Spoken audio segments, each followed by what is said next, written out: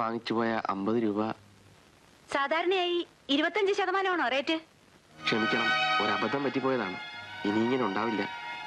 എടുത്തോളൂ. ഞാൻ ഭിക്ഷ കൊടുത്തത് തിരിച്ചു വാങ്ങാറില്ല. എടുക്കാനല്ലേ പറഞ്ഞത്?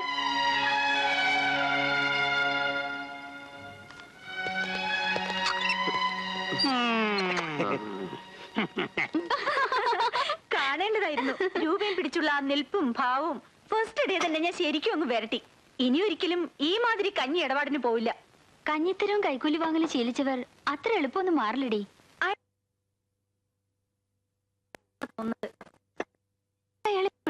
ണ്ടല്ലോ. ഛേ, ചുമ്മാതിരിയടി. ആ പിന്നെ ഞാനിപ്പോ സ്ഥലത്തെ SI ആണെന്ന് അറിയാലോ. ഈ നാട്ടിലുള്ളവരുടെ സ്വത്തിനും ജീവനും സംരക്ഷണം കൊടുക്കേണ്ടത് എന്റെ ഡ്യൂട്ടിയാ. നിനക്കും വേണ്ടേ സംരക്ഷണം? ഞാൻ തരാം. ഇനി നിന്നെ ഉപദ്രവിക്കാനോ ശല്യം ചെയ്യാനോ നിന്റെ ഭർത്താവാങ്ങാനും വന്നാ തൂക്കിയെടുത്ത് ഞാൻ അകത്തിടും. വേണ്ട ആശേ, ഇനി അയാളുമായുള്ള ജീവിതമാവില്ലെന്ന് ഞാൻ പലതവണ പറഞ്ഞു കഴിഞ്ഞില്ലേ. ഇപ്പോ അയാൾക്കും എന്നെ വേണമെന്ന് തോന്നുന്നില്ല. ദിവസവും ഓരോ പെണ്ണുങ്ങളാണത്ര കൂടെ. അച്ഛനും അമ്മയും കൂടി കണ്ടെത്തിയ മകളുടെ സ്നേഹസമ്പന്നനായ ഭർത്താവ്. ഇന്നതിന്റെ പേരിൽ അവരെത്രമാത്രം ദുഃഖിക്കുന്നുണ്ടെന്ന് നിനക്കറിയോ? എന്റെ മനസ്സിന്റെ ശാപമാണത്.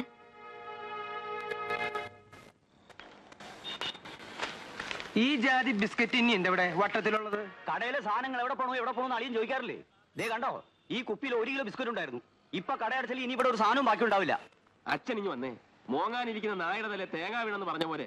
എന്നാ നീ ഒരു 5 രൂപ. ഓ, അപ്പൊ രാവിലെ തന്നെ വെള്ളവടി തുടങ്ങാവല്ലേ? അച്ഛൻ വീട്ടിലോട്ട് പോയേ. വീട്ടിലേക്ക് പോവാനോ? എന്റെ വീട്ടിലേക്ക് എപ്പോ പോകണമെന്ന് എനിക്കറിയാം. അപ്പൊ നീ തരില്ല അല്ലേ? അമ്മാവന് 5 രൂപ ഞാൻ തരാം.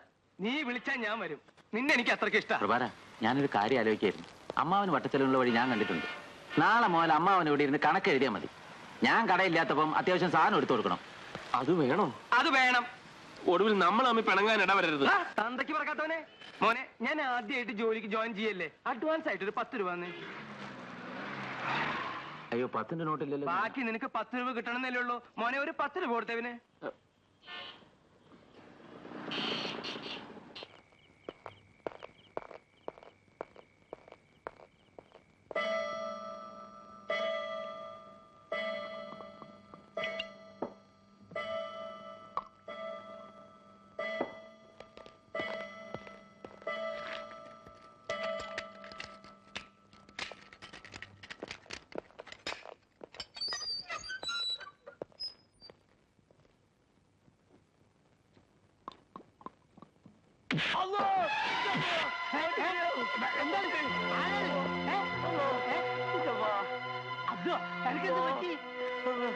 എന്തെങ്കിലും നടക്കണ്? ഞാൻ കെടുക്കല്ല.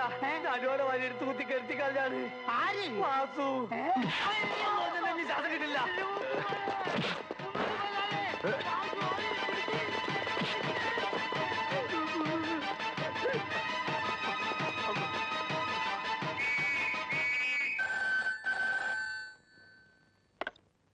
Hello, yes. ആ, കൊടുക്കാം. ഹലോ,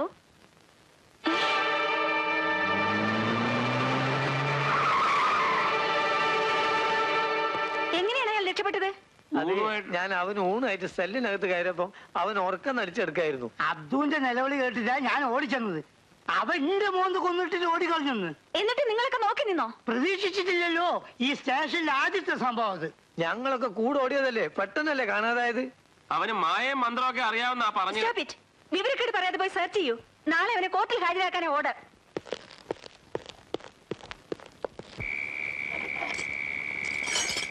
ആ SIയുടെ മുമ്പിൽ തല കാണിക്കാൻ വയ്യെന്നായി. തൊട്ടതിനും പിടിച്ചതിനും ഒക്കെ അവരിട്ടങ്ങ് ചാടിക്കുക. ഒരു 50 രൂപ വാങ്ങിയതിന്റെ പുലിവാര്. ഞാൻ അന്നേ പറഞ്ഞതല്ലേ രൂപ വാങ്ങിയത് ശരിയായില്ലെന്ന്. പണത്തിന് എല്ലാവർക്കും ആവശ്യമുണ്ട് എന്ന് വെച്ച്. അവർ SI ആണെന്ന് ഞാൻ എങ്ങനെ അറിയുന്നത്?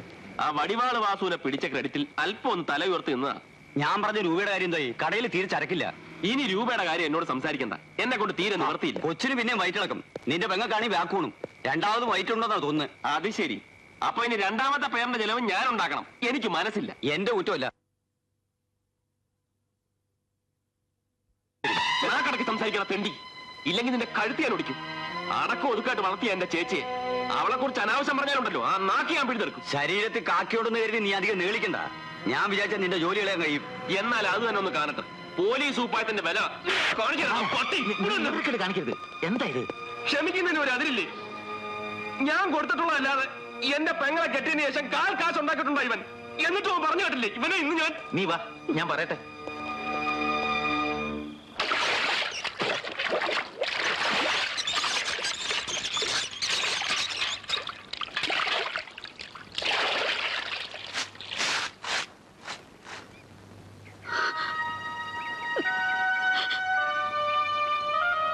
എന്തൊരു കോല മോളെ ഇത്.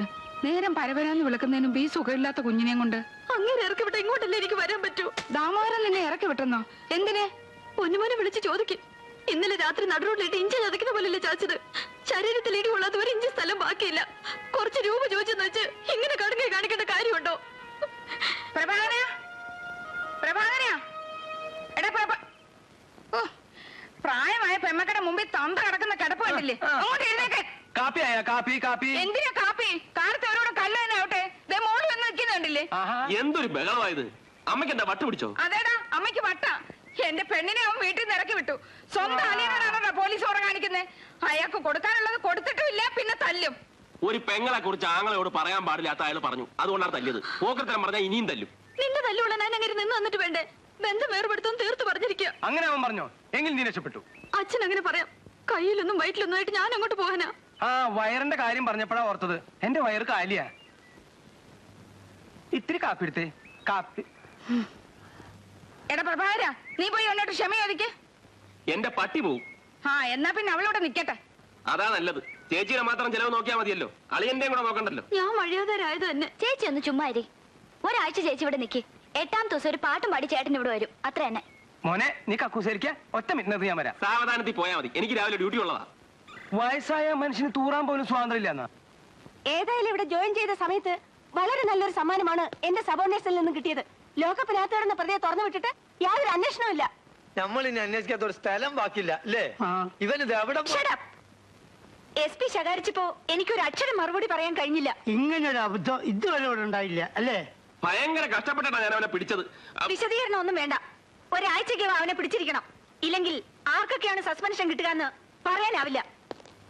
അല്ല, എത്ര ദിവസം കൊണ്ട് പിടിക്കണമെന്ന് പറഞ്ഞത്? ഒരാഴ്ച കൊണ്ട്. എടോ, അതിന് ഇനിയൊരു 8 ദിവസം. അതിന് ഇപ്പഴേ ചാടി കളിക്കണോ? ഇത് ഇത്ര സ്ട്രോങ് ആണെന്നാ തോന്നുന്നത്. പടച്ചോത്ര തടിയും കൂടി കൊടുത്തിട്ടുണ്ടെങ്കിൽ എന്നാ പറയും വേണ്ട.